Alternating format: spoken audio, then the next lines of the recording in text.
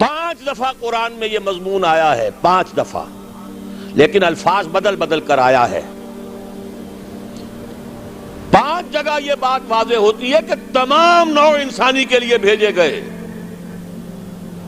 واحد رسول اللہ کے، جیسے واحد رسول اللہ کے وہ ہیں جنہوں نے دین حق کو بالفعل غالب کیا، فرد واحد سے دعوت کا آغاز کیا۔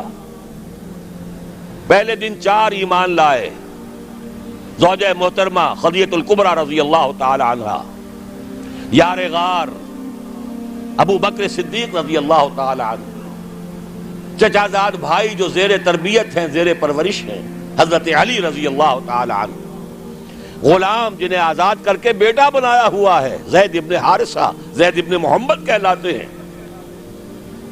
1 جمع 4 5 ہوئے، 10 برس میں بمشکل 125 ہوئے،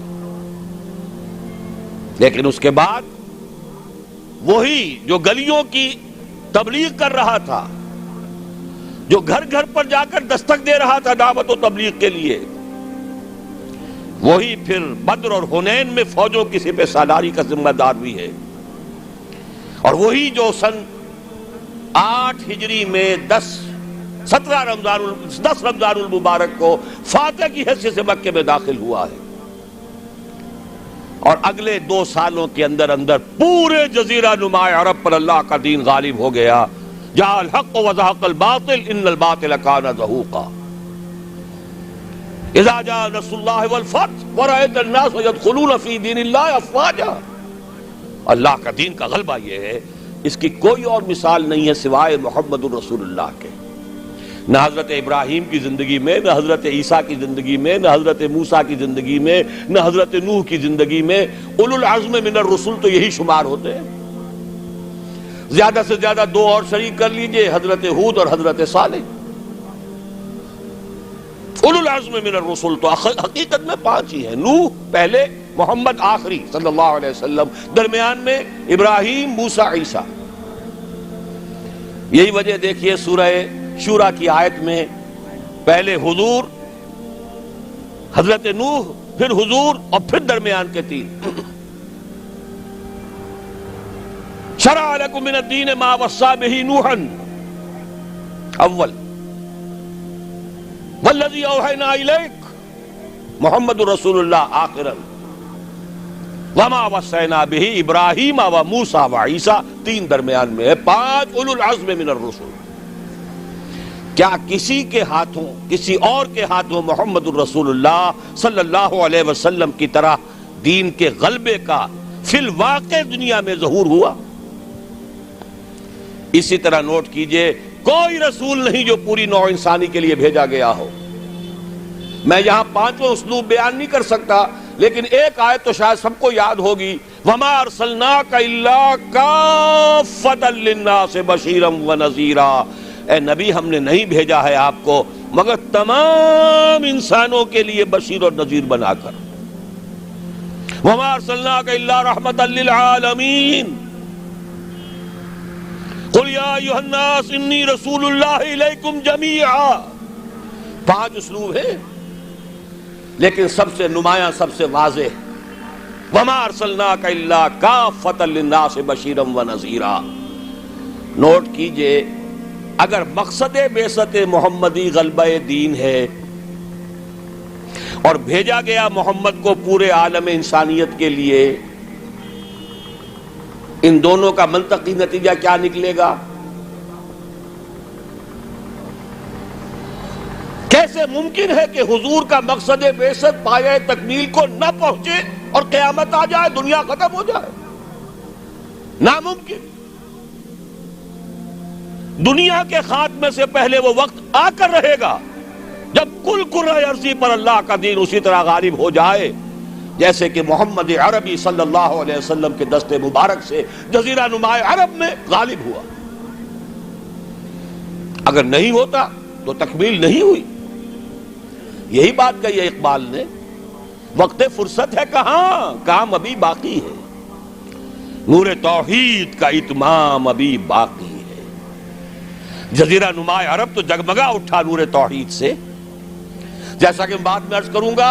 پھر اصحاب ثلاثہ، خلفائے ثلاثہ کے عہد خلافت میں کہاں سے کہاں کا علاقہ جو ہے وہ منور ہو گیا، بقعہ نور بن گیا توحید سے، لیکن پوری دنیا تو نہیں ہوئی نا۔ ابھی تو چین بھی تھا، ہندوستان بھی تھا، ابھی تو پورا یورپ بھی تھا، پورا افریقہ بھی تھا، سوائے شمالی افریقہ کے اور کہاں دین پہنچا تھا؟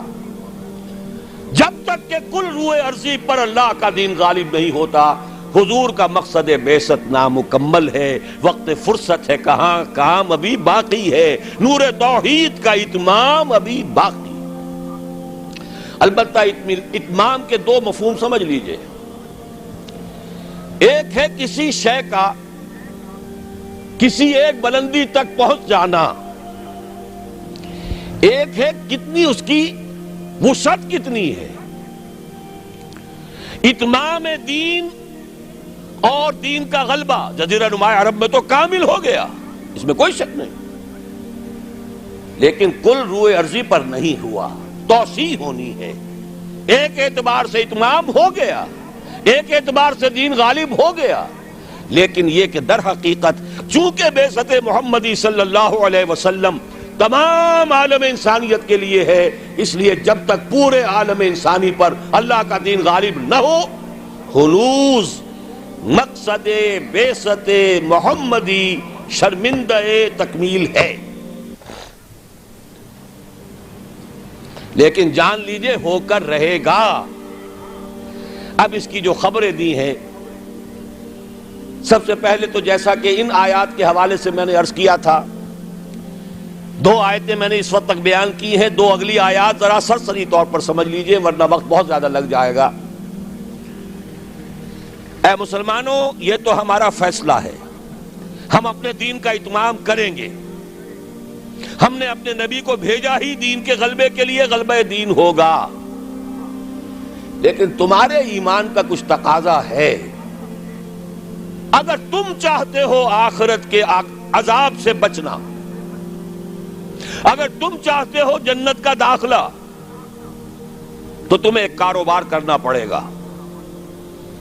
یا ایھا الذین آمنوا هل ادلکم علی تجارۃ تنجیکم من عذاب علیم تؤمنون باللہ ورسولہ وتجاہدون فی سبیل اللہ باموالکم وانفسکم۔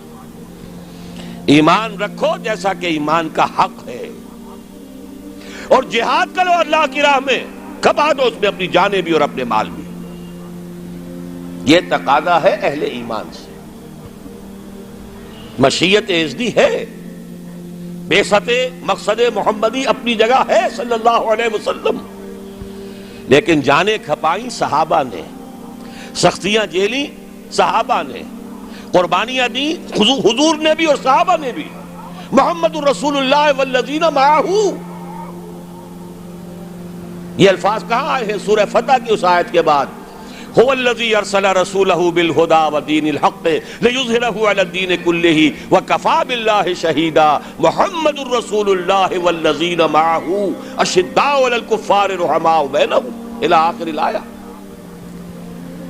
البتہ اس کے بعد فرمایا مسلمانوں، چونکہ یہ سورت نازل ہوئی ہے غزوہ احزاب کے بعد،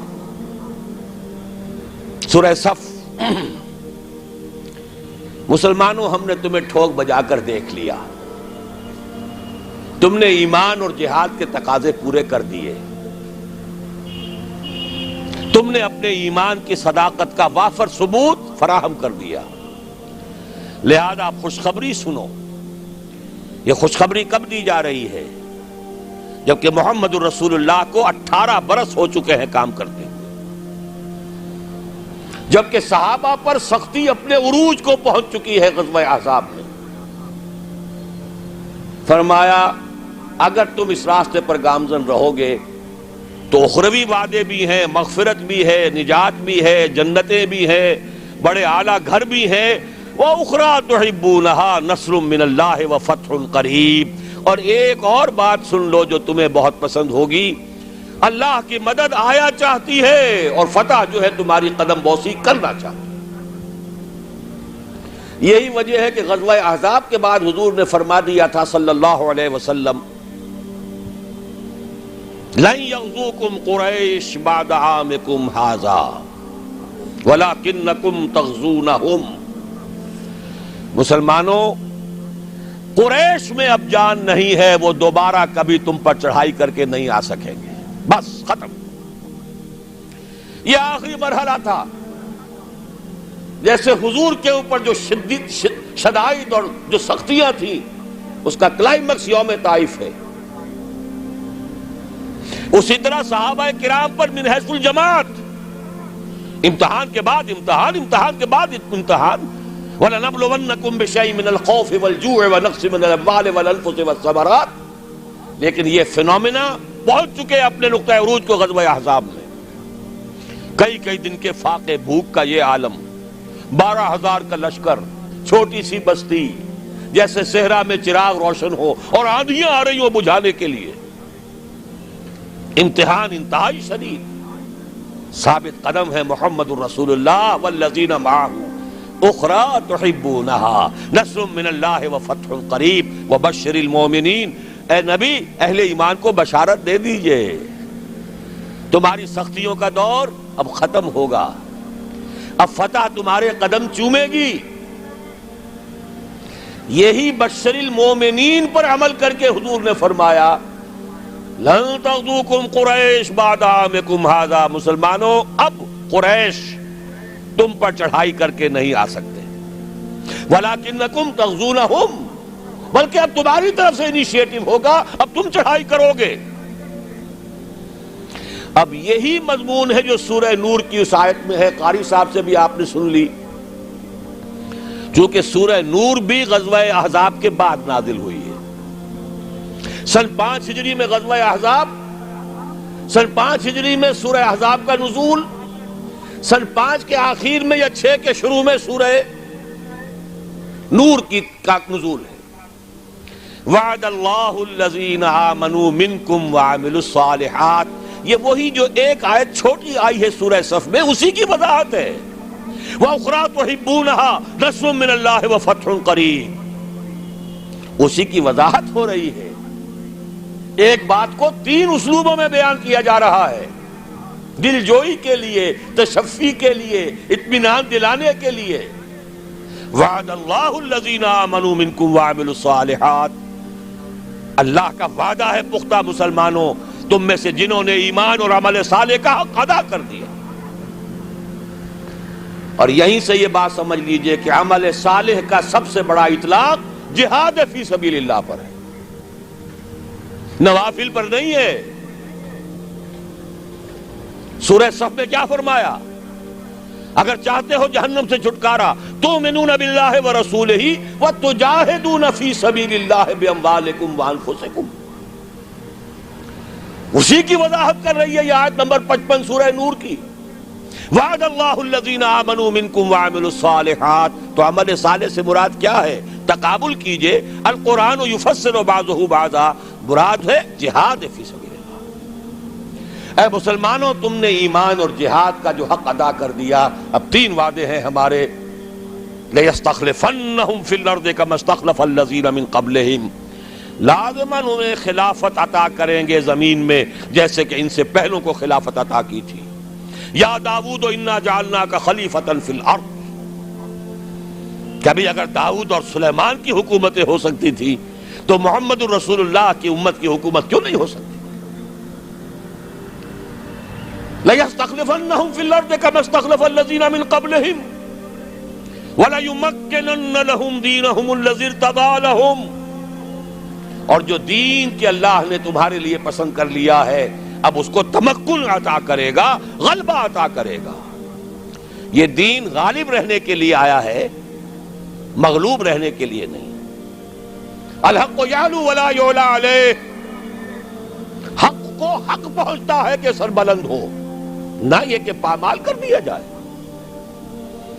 تیسرا وعدہ